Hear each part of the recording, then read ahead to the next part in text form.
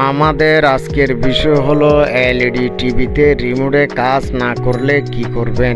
এটি একটা গুরুত্বপূর্ণ বিষয়, এটা জেনে রাখা খুবই প্রয়োজন। তাই আমার আজকের এই ভিডিও আপনারা না টেনে পুরো ভিডিওটা দেখবেন, তা না হলে কিছুই বুঝতে পারবেন না।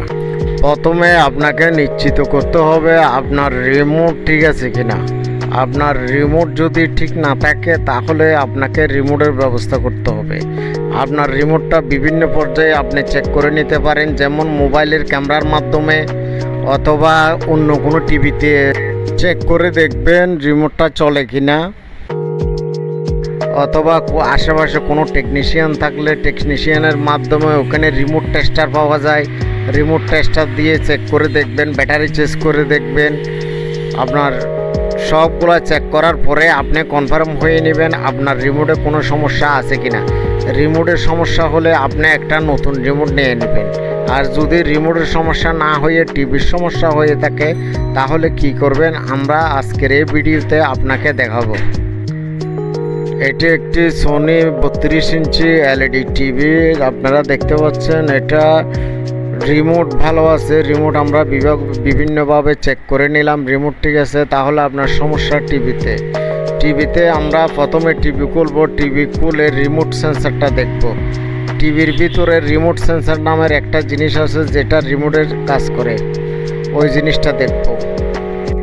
এই যে আমরা টিভিটা খুললাম, খুলে এই যে আপনারা দেখতে পাচ্ছেন রিমোট সেন্সর এবং আপনার টাচ সুইচ সবগুলা একসাথে একটা ছোট একটা সার্কিটের মাধ্যমে এটা টিভির এক কোনায় দেওয়া হয়েছে নিচে, যাতে রিমোট খুব সহজে কাজ করে, ওইভাবে বসিয়ে দেওয়া হয়েছে। আমরা এখন দেখতেছি রিমোট সেন্সরে কোনো সমস্যা আছে কি না। বন্ধুগণ আপনারা দেখতে পাচ্ছেন, আমি দেখাচ্ছি আপনাদেরকে রিমোট সেন্সরটা।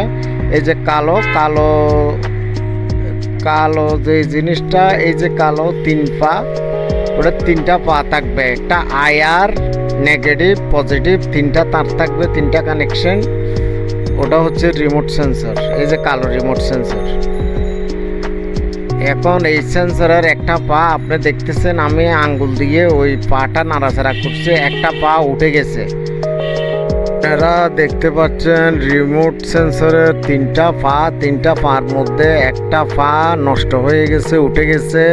ওইখানে আমরা একটা চিকন তার দিয়ে ওখানে কানেকশন করে দিব। কানেকশন করে দিলে সেটা আশা করি কাজ করবে ঠিক মতো। এই যে আমরা একটা চিকন তার দিয়ে জ্বালাই করে সুন্দর করে এটা কানেকশন করে দিচ্ছি, আপনারা দেখুন।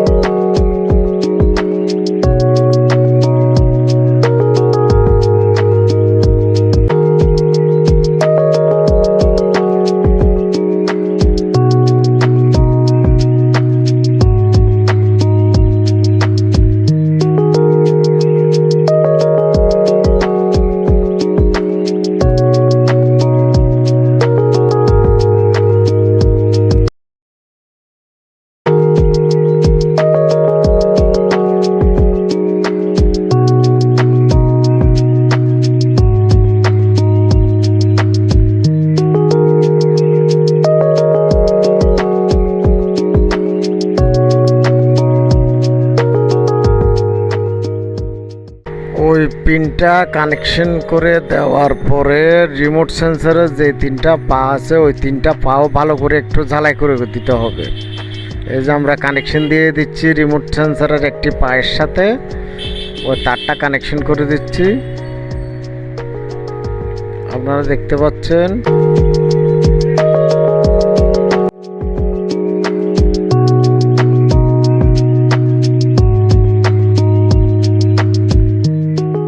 বাড়তি অংশটুকু কেটে ফেলে দিলাম। এখন আপনারা দেখবেন এটা রিমোটে কাজ করে কিনা। এই যে আমরা পাওয়ার বাটনটা চাপ দিতেছি, এই যে ওকে হয়ে গেছে, রিমোটে পাওয়ার দিলাম, তাহলে বোঝা যাচ্ছে ওই সমস্যাটাই ছিল। এখন বন্ধুগণ, আমরা এখন রিমোটটা বিভিন্ন রকম করে ট্রাই করে দেখতেছি সবগুলা বাটন ঠিক মতো কাজ করতেছে কিনা।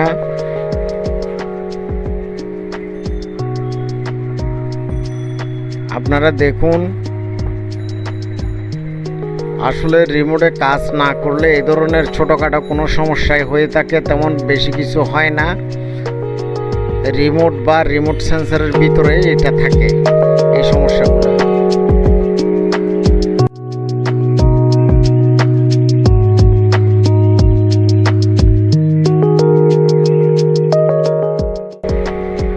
বন্ধুগণ, আপনাদের যদি এই ভিডিও ভালো লাগে, আপনারা আমার চ্যানেলে নতুন হয়ে থাকলে একটা সাবস্ক্রাইব করে দিবেন এবং পুরো ভিডিওটা না টেনে দেখার জন্য আপনাদেরকে ধন্যবাদ।